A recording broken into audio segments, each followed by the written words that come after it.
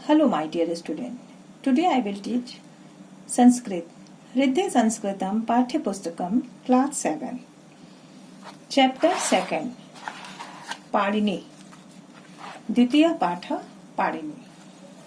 सुप्रसिद्धस्य वैयाकरणस्य पाणिने जन्म 500 ईसा पूर्व गांधारस्य शालातुर नामके ग्रामे अभवत्.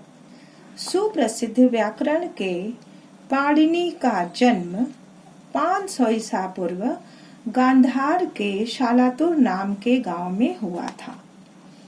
एतत् स्थानम अफगानिस्तान देशे वर्तते. यह स्थान अफगानिस्तान देश में है. तस्य पितुः नाम पणिनः मातुः नाम दाक्षी आसीत्. उनके पिता का नाम पणिन तथा माता का नाम दाक्षी था. तस्य गुरु उपवर्षः आसीत्. उनके गुरु उपवर्ष थे.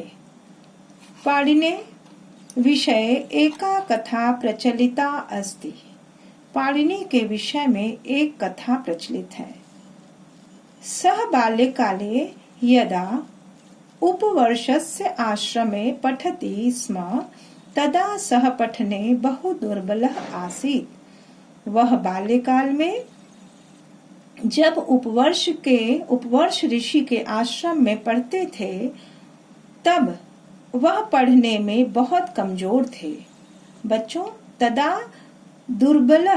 तदा पठने बहु दुर्बलः आसीत्. तात्पर्य ये है कि वह पढ़ने में बहुत कमजोर थे. तस्य मनः पठने न रमते स्म. उनका मन पढ़ाई में नहीं लगता था.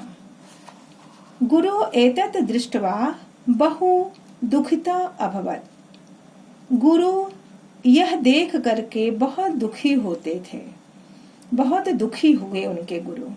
एकदा सः पाणिने हस्तरेखां दृष्ट्वा अवदत्. एक बार वह पाणिनि के हस्तरेखा यानी हाथों की लकीरों को उन्होंने देखा और कहा, यत् भवतः हस्ते तु विद्यारेखा एव नास्ति.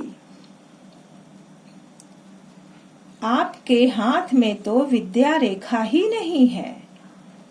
भवान अधितुम न अर्हसि.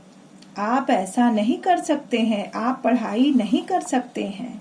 एतत् वाक्यं श्रुत्वा पाणिनिः आश्रमात् गृहं प्रति प्रस्थितः.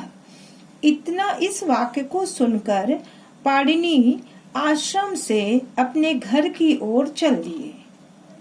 बच्चों, इतना क्लियर हो गया आप लोगों को? चलिए नेक्स्ट पेज में. मार्गे सह पिपासाम अनुभवत. रास्ते में उन्हें प्यास लगी. प्यास का उन्हें अनुभव हुआ चलते चलते. सह तत्रैव एकम कूपम अपश्यत.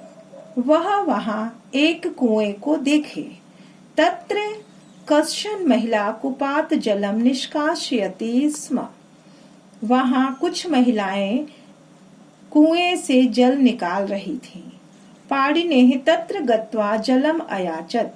पाणिनि वहां जा करके जल मांगे या जल के लिए याचना की.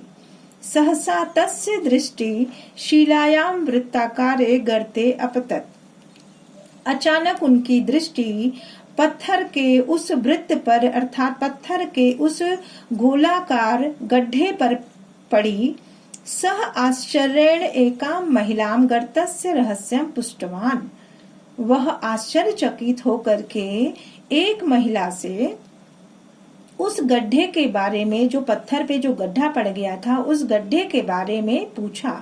सा महिला अवदत्. वह महिला बोली, वारं वारं घटस्य स्थापनेन एषः गर्तः जातः. बार बार घड़े को, मिट्टी के घड़े को रखने से वहां पर गड्ढा पड़ गया है.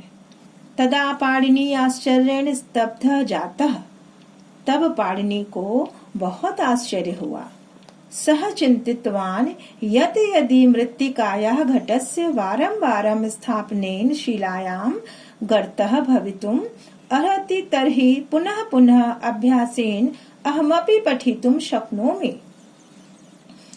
उन्होंने सोचा कि यदि मिट्टी के घड़े को बार बार पत्थर पर रखा जाए तो उसमें गड्ढा हो सकता है, तो मैं बार बार पुनः पुनः पुनः मतलब बार बार मैं अगर अभ्यास करूं तो मैं विद्या क्यों नहीं प्राप्त कर सकता। मुझे विद्या प्राप्त हो जाएगी अगर मैं बार बार अभ्यास करूंगा तो। इत्थम चिंतयित्वा सह पुनः आश्रमेव आगतवान। यह सोचते हुए वह पुनः यानी वापस आश्रम की ओर चल दिए। आश्रमम आगत्य सह छुरिकया हस्ते विद्यारेखां निर्मितवान गुरुं प्रति गत्वा च अवदत्। आश्रम में आकर के वह छुरी यानी चाकू, छुरी से उन्होंने अपने हाथों में विद्या रेखा निर्मित किया, विद्या रेखा बना लिया और गुरु के पास जा करके बोले, हे गुरु, मम हस्ते अपि विद्या रेखा अस्ति। हे गुरु, मेरे हाथ में भी अब विद्या रेखा है। अहमपि पठितुम शक्नोमि, मैं भी अब पढ़ सकता हूँ। गुरु तम स्नेहेन आलिंगयत कालांतरे अथक परिश्रमेण सह महान वैयाकरणः अभवत्। गुरु उन्हें प्रेम से स्नेह से अपने गले लगा लिए, उनको अपने आलिंगन में ले लिए और कालांतरे कुछ समय के पश्चात उनके अथक परिश्रम के कारण वह महान व्याकरण के ज्ञाता हो गए, अर्थात उन्हें व्याकरण का ज्ञान प्राप्त हो गया। अष्टाध्यायी इति प्रसिद्धस्य ग्रंथस्य रचनां च अकरोत्। अष्टाध्यायी नाम का जो प्रसिद्ध ग्रंथ है और उन्होंने अष्टाध्यायी प्रसिद्ध ग्रंथ की रचना की।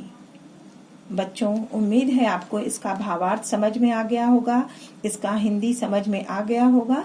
अगर कहीं कोई दिक्कत होती है तो मुझे बताइएगा। मैं अगले वीडियो में आपका इस चैप्टर का अभ्यास कार्य भेज दूंगी। ओके, धन्यवाद।